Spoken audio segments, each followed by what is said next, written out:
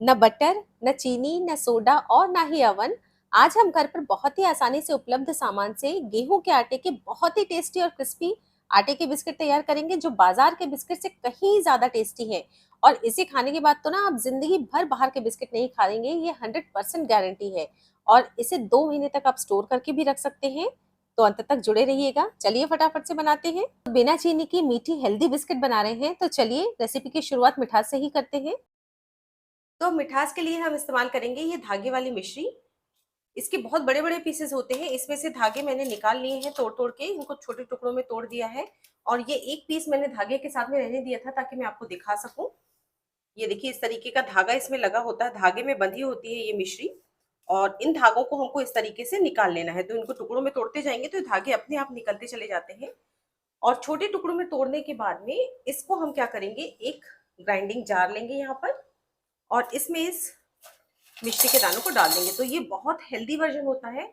अगर आप चीनी का इस्तेमाल नहीं करना चाहते हैं, और अगर आप डायबिटिक पेशेंट है, कोई परेशानी है, आप चीनी का इस्तेमाल नहीं कर सकते हैं, तो आप इसका इस्तेमाल कर सकते हैं। मिश्री का उपयोग करके आप बिस्किट को बना सकते हैं। अब यहाँ पर 2 हरी इलायची ली है, इसको भी मैं इसी के साथ में इसके दाने निकाल के डाल देने वाली हूँ। यहाँ पर मैं इलायची का फ्लेवर दे रही हूँ। आप जिस भी चीज का फ्लेवर देना चाहते हैं उसका फ्लेवर दे सकते हैं। जैसे आप चॉकलेट का फ्लेवर देना चाहते हैं तो आप चॉकलेट कोको पाउडर डाल सकते हैं, या फिर स्ट्रॉबेरी का टेस्ट देना चाहते हैं, फ्लेवर डाल देना चाहते हैं तो स्ट्रॉबेरी का एक्सट्रैक्ट इसमें यूज कर सकते हैं। तो मैं इलायची का फ्लेवर दे रही हूँ। तो यहाँ पर मैंने 2 इलायची डाल दी है। अब दोनों को एक साथ हम पीस लेंगे। तो ये देखिए, मिश्री को मैंने पीस लिया है और इस तरीके से ये बिल्कुल पाउडर में कन्वर्ट हो जाती है। देखिए, बिल्कुल पाउडर में इसको कन्वर्ट करना है। और अब यहाँ पर ये मैंने 1/3 कप लिया है। इसमें हम इस मिश्री की चीनी को मेजर कर लेंगे। तो चीनी की क्वांटिटी आप अपने टेस्ट के अकॉर्डिंग कम ज्यादा कर सकते हैं। ये बिल्कुल परफेक्ट मेजरमेंट है। अगर थोड़ा भी कम डालेंगे ना चीनी को तो वो कम मीठा लगेगा, बिस्किट ना कम मीठी लगेगी। और अगर ज्यादा कर देंगे तो हो सकता है आपको थोड़ी सी ज्यादा मीठी लगे। ये बिल्कुल परफेक्ट मेजरमेंट है।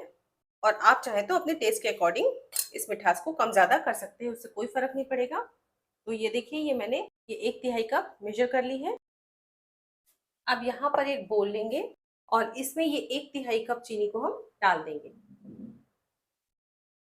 और अब इस बिस्किट को बनाने के लिए हम यहाँ पर लेंगे, जिस कप से हमने चीनी को या मिश्री को मेजर किया था 1/3 कप, उसी कप से हम 1/3 कप घी ले लेंगे। तो घी देखिएगा, ये बिल्कुल बढ़िया इस तरीके का जमा हुआ होना चाहिए, ना तो ये पिघला हुआ हो और ना ही ये बहुत सख्त हो। इस तरीके का घी होना चाहिए।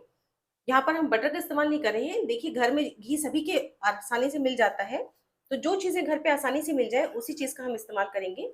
तो अगर आपके घर पे मिश्री नहीं है और आपको चीनी से कोई नुकसान भी नहीं होता है, तो आप बेशक चीनी का इस्तेमाल कर सकते हैं। बच्चों को देना चाहते हैं तो बच्चों के लिए चीनी डाल के बनाइए, बहुत ही फायदा करेगी और टेस्टी भी लगेगी। और अब इसको हमको क्या करना है, इस घी और चीनी को हमको अच्छे तरीके से बीट करना है। ये देखिए, तो जैसे जैसे ये बीट होते जाएगा ये बिल्कुल फ्लफी होती चली जाएगी चीनी, और बिल्कुल लाइट वेट की व्हाइट कलर की हो जाएगी। ये देखिए, अभी तो इस तरीके से मिक्स हो गई है। और इसको हमको बिल्कुल हल्का होने तक इस तरीके से बीट करना है। कम से कम 3 से 4 मिनट तो इसको अच्छे तरीके से बीट करना ही करना है। आप चाहे तो इसमें बीटर ये नहीं है तो आप हाथ का भी इस्तेमाल कर सकते हैं। हाथ से इसको फेंटिए, बहुत आसानी से, बहुत ही परफेक्ट तरीके से ये फिट जाती है। तो अब लगातार लगभग 5 से 6 मिनट फेंटने के बाद में ये मिश्रण बहुत अच्छा हल्का सा हो गया है, एयरी और फ्लफी हो गया है और बिल्कुल लाइट वाइट से कलर का हो गया है, यानी कि परफेक्ट फिट चुका है। और अब इसमें मिलाएंगे 1 कप गेहूं का आटा। तो ये गेहूं का आटा मैंने पहले ही छान लिया था। अगर छना हुआ नहीं है तो आप इसे छान लीजिएगा। और साथ ही साथ इसके टेस्ट को और बढ़ाने के लिए ½ कप मैंने बेसन लिया है। तो जिस कटोरी से आप मेजर कर रहे हैं सारी चीजें, उसी कटोरी से सभी चीजों का नाप लेना है। 1 कप गेहूं का आटा, ½ कप बेसन, 1/3 कप चीनी या फिर मिश्री की चीनी, और 1/3 कप घी, जमा हुआ, पिघला हुआ घी नहीं चाहिए, 1/3 कप जमा हुआ घी। तो इतनी चीजें हमें डाल देनी है। ये सभी चीजें सभी के घरों में आसानी से मिल जाती है। और यहाँ पर मैं डाल रही हूँ 1/4 चम्मच नमक। तो अब आप कहेंगे कि नमक का इसमें क्या काम, जब ये मीठी बिस्किट बन रही है तो तो क्या होता है कि मीठा खाने से कभी-कभी मन एकदम भर सा जाता है, तो वो मन ना भरे, हम लोग आसानी से खा सकें इसलिए इसमें किसी भी मीठी चीज़ में, इसमें ही नहीं किसी भी मीठी चीज़ में अगर थोड़ा-सा नमक डाल देते हैं ना, तो उसका स्वाद बहुत ही ज़्यादा बढ़ जाता है और आसानी से वो खाई जा सकती है। तो बस अब इन सब चीज़ों को हमको हाथ से मिक्स करना है। बहुत टाइट हाथ करके नहीं इसको करना है।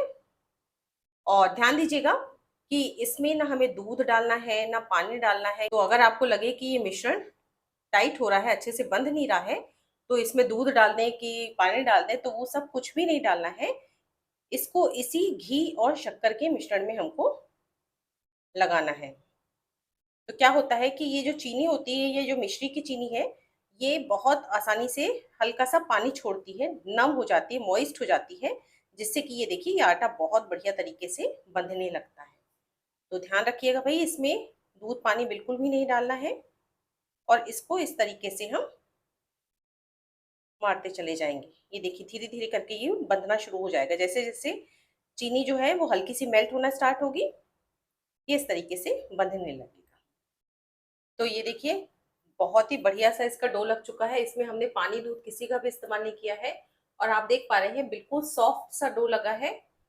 और अगर इसमें आप पानी दूध मिला लेंगे ना तो ये एक्चुअली बेसन आटे के खुरमे जैसा स्वाद आ जाएगा, बिस्किट जैसा स्वाद नहीं रहेगा, इसलिए इसमें बिल्कुल भी पानी या दूध ना डालिएगा। और इस आटे को अब हम 5 मिनट के लिए एक तरफ रखते हैं।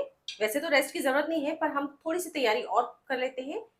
अगर आपने वो तैयारी पहले से करके रखी तो आप इमीडिएट भी इसके बिस्किट बना सकते हैं, पर मैं इसको 5 मिनट के लिए रख रही हूँ जब तक फटाफट से दूसरी तैयारी करते हैं। अब आज हम अवन में इस बिस्किट को तैयार नहीं करेंगे क्योंकि अवन सभी के घरों में नहीं होता, पर ये कढ़ाई तो सभी के घरों में होती है। तो यहाँ पर एक कढ़ाई मैंने मोटे तले की कढ़ाई यूज करेंगे तो बहुत अच्छा रहेगा। तो एक कढ़ाई मैंने गैस के ऊपर चढ़ा दी है।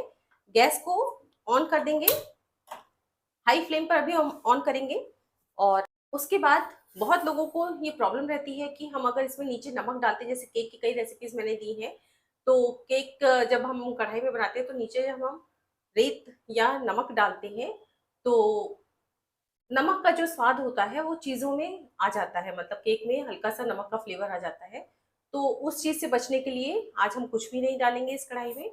और इस तरह का ये मेरे पास में एक बड़ा-सा कुकी कटर था, वो मैं डाल दे रही हूँ। आप चाहे तो कोई बड़ी कटोरी भी डाल सकते हैं और या तो फिर डाइनिंग टेबल पे रखने वाला इस तरीके का स्टैंड भी सभी के घरों में होता है।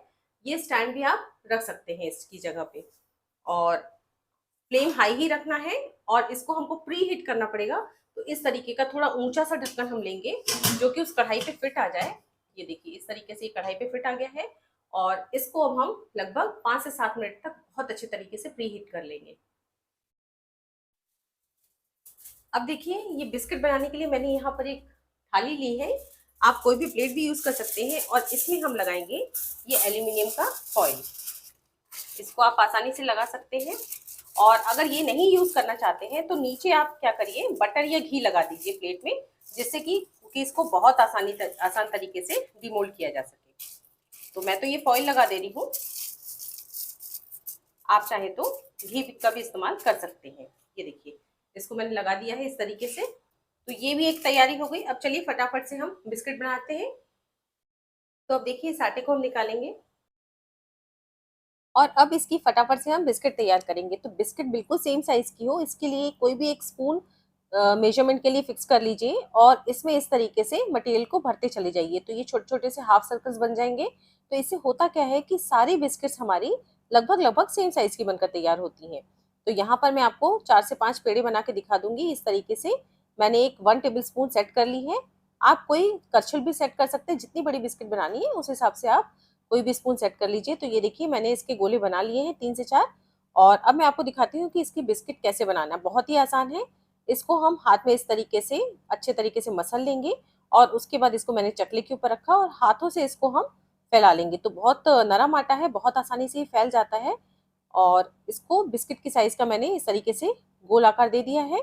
और अब मेरे पास ये एक वुडन स्क्वायर है। आप चाहे तो टूथपिक का भी इस्तेमाल कर सकते हैं, नाइफ का भी इस्तेमाल कर सकते हैं। तो इस स्क्वायर से मैं इस तरीके की इसमें डिजाइन दे दूंगी। बहुत ही आसान है, हल्का हल्का सा प्रेस करते चले जाना है। और ये हमारी गोल आकार की बिस्किट बनकर तैयार हो चुकी है। पर मैं इसको चौकोर शेप दूंगी जो ओरिजिनल बिस्किट का शेप होता है, इसलिए हम इसको चारों तरफ से हल्का हल्का सा ट्रिम कर देंगे। तो ये देखिए हल्का हल्का सा मैंने कट करके निकाल दिया है। इसको दोबारा से बिस्किट बनाने के मटेरियल में मिक्स कर लेंगे और ये हमारी बहुत ही शानदार बिस्किट बनकर तैयार हो चुकी है। और अब मैं यहाँ पर 2 तरह की बिस्किट तैयार करूँगी। तो हल्का-सा चॉकलेट का फ्लेवर देने के लिए इसके ऊपर से मैं चोको चिप्स लगा रही हूँ, जिससे कि बहुत ही बढ़िया-सा क्रंची फ्लेवर आ जाएगा, टेस्ट आ जाएगा। और इसको ये देखिए नाइफ के पिछले हिस्से से इस तरीके से हम आसानी से बिस्किट को उठा सकते हैं। आप यूँ ही हाथ से मत उठाइएगा, वरना ये टूट सकती है। इस तरीके से मैंने इसको ट्रे में रख दिया है। अब दूसरी बिस्किट भी मैं आपको बना के दिखाती हूँ।